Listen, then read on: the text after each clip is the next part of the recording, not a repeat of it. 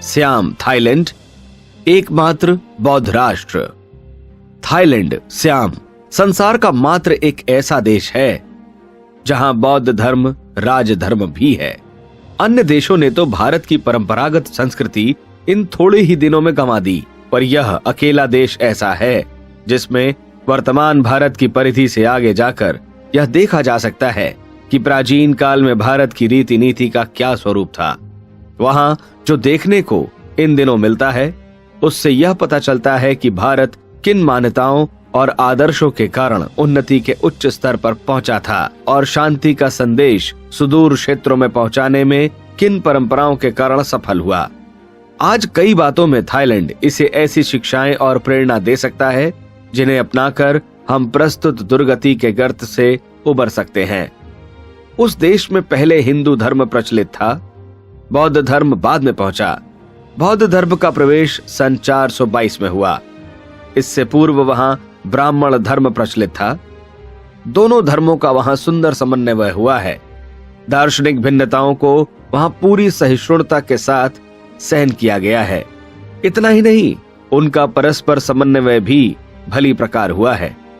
सांप्रदायिक मतभेद के कारण जहां अन्यत्र के लोग विग्रह और विद्वेष खड़ा करते हैं, वहां इस तरह की कभी कोई बात हुई ही नहीं। बौद्ध धर्म और हिंदू धर्म सहोदर भाई की तरह परस्पर प्रेम पूर्वक रहते रहे हैं। बौद्ध धर्म के आगमन से पूर्व वहां हिंदू धर्मानुयायी राजा राज करते थे। राजा धर्माशोक ने भव्य विष्णु मंदिर बनवाया था। उसके बाद भी अनेक हिंदू राजा देवी देवताओं के मंदिर बनाते रहे, जिनका अस्तित्व अभी भी जीवंत इमारतों तथा भग्नावशेषों के रूप में विद्यमान है। फ्रोके के शिव मंदिर की अभी भी ब्राह्मण पुजारी पूजा करते हैं। बौद्ध वर्चस्व होने पर भी अभी वहां ब्राह्मणों की मान्यता उसी प्रकार है। ब्राह्मणों को वहां ब्रह्म कहते हैं। पीछे उसी का अपभ्रंश होकर फ्रम बन गया। फ्रम नाम से वहां ब्राह्मण वर्ग का परिचय मिलता है। देवनगर उनकी एक पूरी बस्ती ही बसी है। बौद्ध परिवारों में धार्मिक कर्मकांड कराने यह फ्रम लोग ही जाते हैं। हिंदू त्योहार और बौद्ध त्योहार दोनों सर्वसाधारण के लिए समान रूप से हर्षोत्सव का विषय रहते हैं। मकर संक्रांति, वैसाखी, होली पर पानी उलीचने का, एक दूसरे को भिगोने का उन्माद भारत से घटकर नहीं वरन बढ़ चढ़कर ही देखा जा सकता है। स्थानीय नदियों में गंगा माता की भावना करके वहां के निवासी नदी प्रवाह में दीपक तथा पुष्पों के दौने बहाते हैं। यहाँ के राजा वर्ष में एक बार जनक की तरह हल चलाते हैं और धार्मिक उत्सव में साधारण नागरिक की तरह सम्मिलित होते हैं। मुहूर्त और ज्योतिष का प्रचलन वहां भी है। राजकीय समारोहों का पूजा विधान अभी भी वहां ब्राह्मण वंशी राजगुरु ही मंत्रोच्चारण के साथ कराता है। बैंकॉक के एक प्राचीन मंदिर में ब्रह्मा, विष्णु, गणेश, दुर्गा आदि देवताओं की मूर्तियां स्थापित हैं। खंडहरों में उपलब्ध कितनी ही देव प्रतिमाएं अब वहां के राष्ट्रीय संग्रहालय में सुरक्षित है। ब्रह्मा जी की वहां भारत की तरह उपेक्षा नहीं है, वरन घरों में ब्रह्मा जी प्रतिष्ठापित रहते हैं। बैंकॉक के प्रधान होटल इरावन के मुख्य द्वार पर ब्रह्मा जी की भव्य प्रतिमा स्थापित है। 6वीं शताब्दी से लेकर 14वीं शताब्दी तक की अवधि में वहां हिंदू देवताओं की मूर्तियां मिली हैं, जो भारत में प्रमुखता प्राप्त करते हैं। बैंकॉक में ऊंची टेकरी पर बने एक बौद्ध मंदिर में शिवलिंग एवं नांदी की भी स्थापना है और पूजा अर्चना होती है। बुद्ध के बाद उस क्षेत्र के उपासकों में राम का नंबर आता है। बुद्ध की शिक्षाओं की तरह ही वहां रामायण कथा भी लोकप्रिय है। लवपुरी में हनुमान की मूर्तियों की भरमार है। फाइसुवन के खुदाई में भगवान राम की मूर्ति मिली है। बस के टिकटों पर तक राम के चित्र छपे रहते हैं। बैंकॉक के राष्ट्रीय संग्रहालय के बाहर धनुषधारी राम की विशाल मूर्ति खड़ी हुई है और राष्ट्रीय नृत्य गृह के बाहर वैसी ही विशालकाय गणेश प्रतिमा स्थापित है। कुछ सरकारी विभागों का राज्य चिन्ह गणेश है। कला विभाग के द्वार पर विश्वकर्मा की मूर्ति स्थापित है। थाईलैंड की आबादी प्रायः 1.5 करोड़ है। उसमें 25,000 भारतीय मूल के बसते हैं जो ईसा की प्रथम शताब्दी में भारत से वहां जाकर बसे। उनकी संतानों ने थाई जनता के साथ अपने को पूरी तरह घुला मिला लिया है। उसका क्षेत्रफल 1,18,000 वर्ग मील है। इसकी सीमाएं वर्मा, कंबोडिया, लाओस और मलेशिया को छूती हैं। थाई भाषा में 40% से अधिक शब्द संस्कृत के हैं। इसके अतिरिक्त पाली एवं प्राकृत के शब्द भी बहुत हैं। वर्णमाला देवनागरी से मिलती जुलती है। स्वर और व्यंजनों का क्रम भी लगभग वैसा ही है। भारत में धार्मिक विधि व्यवस्थाओं, पौराणिक कथाओं तथा बुद्धचर्या का उल्लेख करने वाला साहित्य ही प्राचीन काल में वहां लिखा जाता रहा है।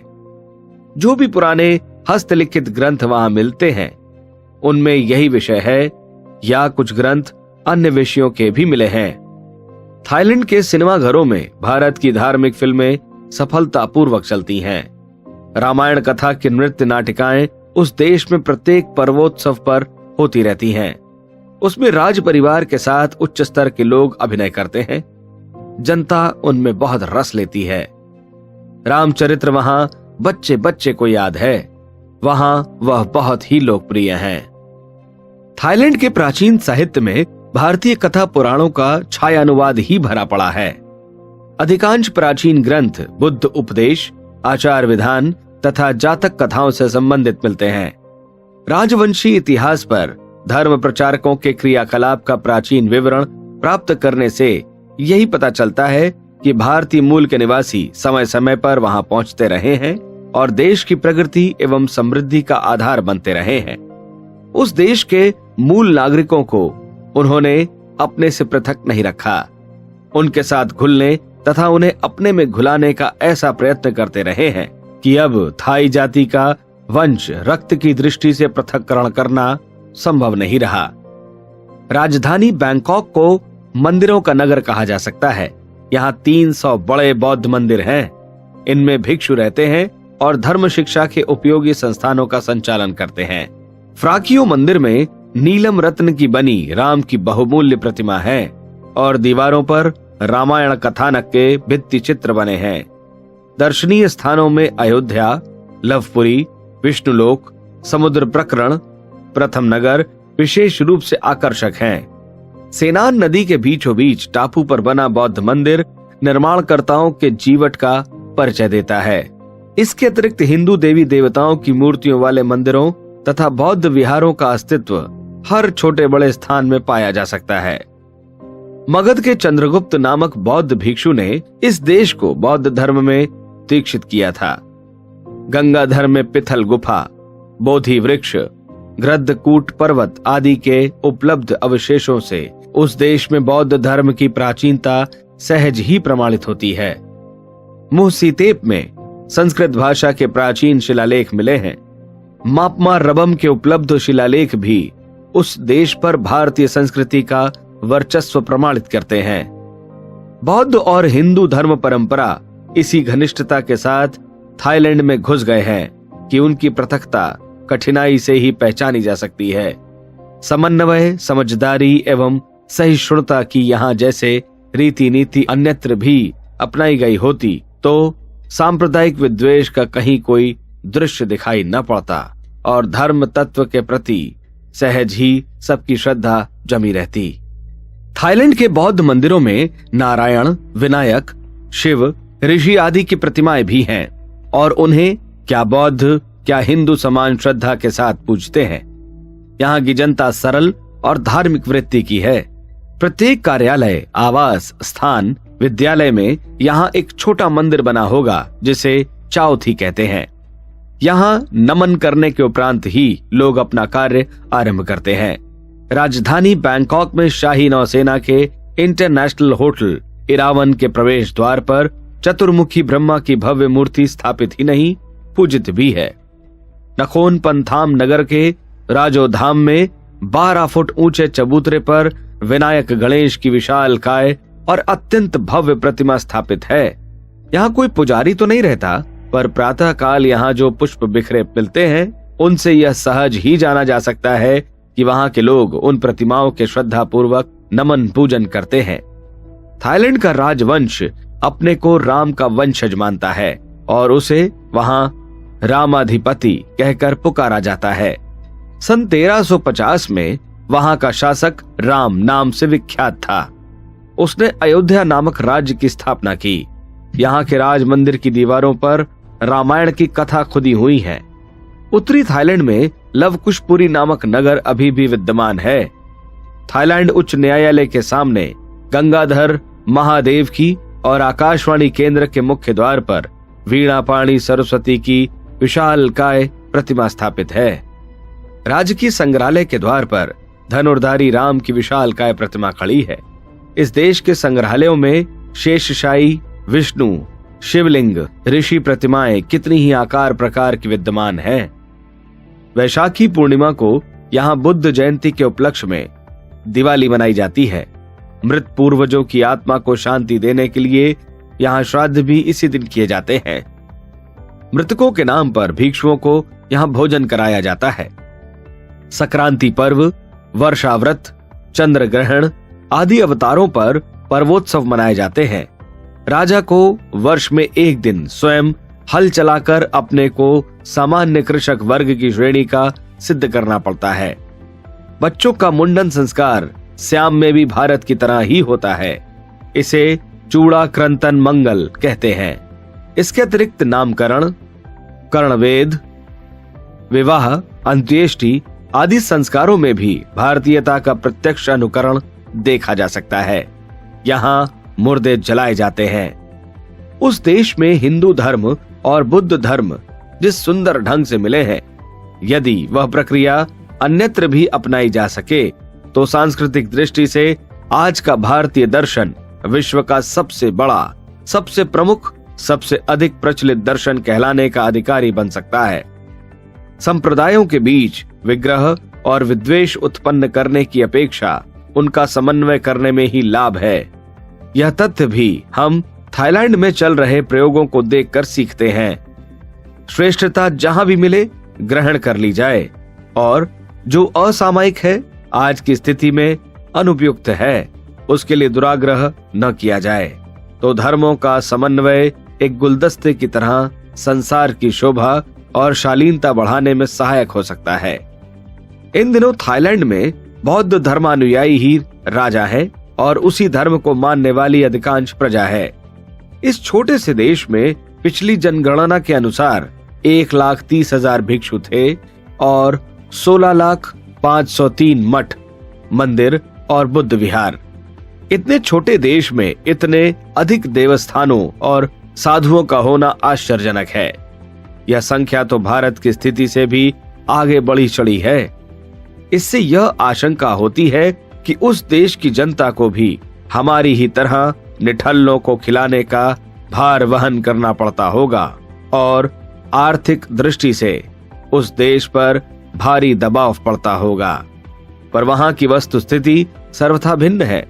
वहां समयगत भिक्षु दीक्षा लेने की प्रथा है।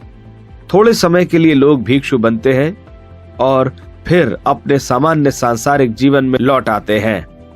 थाईलैंड के प्रत्येक बौद्ध धर्मानुयायी का विश्वास है कि एक बार भिक्षु बने बिना उनकी सद्गति नहीं हो सकती। उसके बिना उनकी धार्मिकता अधूरी ही रहेगी। इस आस्था के कारण देर सवेर में हर सुयोग्य नागरिक एक बार कुछ समय के लिए साधु अवश्य बनता है। घर छोड़कर उतने समय विहार में निवास करता है, साधना और अध्ययन में नियत रहता है और संघ द्वारा निर्धारित सेवा कार्य में सच्चे मन से पूरा परिश्रम करता है। भिक्षु का मोटा अर्थ भिक्षुक या भिखारी जैसा लगता है, पर वास्तविकता ऐसी नहीं है। बौद्ध धर्म में साधु को, धर्म प्रचारक को भिक्षु कहते हैं। अवसर पड़ने पर उसे भिक्षा द्वारा क्षुधा शांत करने में भी आपत्ति नहीं हो सकती, पर यह आवश्यक नहीं है कि भिक्षु नामधारी को अनिवार्य रूप से भिक्षा ही मांगनी पड़े। भिक्षुक और भिक्षु दो अलग अलग अर्थों में प्रयुक्त होते रहते हैं। भिक्षुक दीनहीन, अपंग, असहाय व्यक्ति को उधर निमित्त याचना करने वाले को कहते हैं, जबकि भिक्षु विशुद्ध रूप से संत के अर्थ में प्रयुक्त होता है। थाईलैंड निवासी भिक्षुक नहीं, भिक्षु होते हैं। दूसरे अर्थों में उन्हें साधना, स्वाध्याय, संयम और सेवा के चतुर्विध परमार्थ प्रयोजनों के निरत परमार्थ परायण व्यक्ति कहना चाहिए। ऐसे लोग जितने अधिक किसी देश में होंगे, वह उतना ही अधिक फूलेगा, फलेगा।